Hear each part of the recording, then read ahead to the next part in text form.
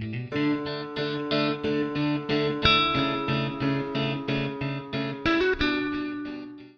guys, I am Ashley and you are watching CNC Farm, and today we are in the kitchen and I am making some restaurant style ground beef. This is very easy using pantry ingredients and it does taste very authentic, guys. This is my favorite recipe and you can easily switch it up, add jalapenos, what have you. I will put the recipe in the description box, but let's get started. So in a pot, you are going to want to add 1 pound of ground beef and a half of 1 large onion diced.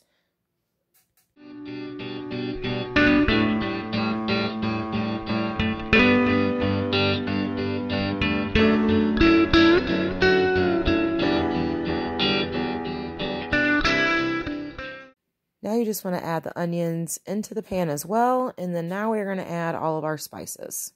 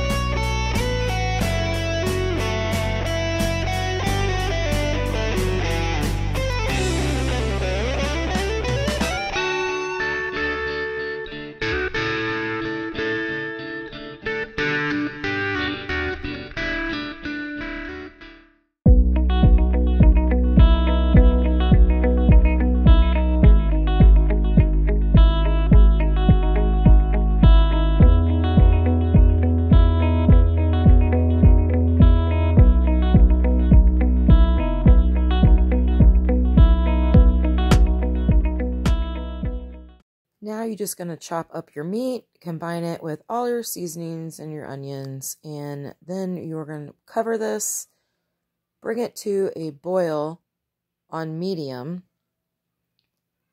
and once it comes to a boil, then you can uncover it, and then you are just going to let it simmer stovetop for about an hour and a half.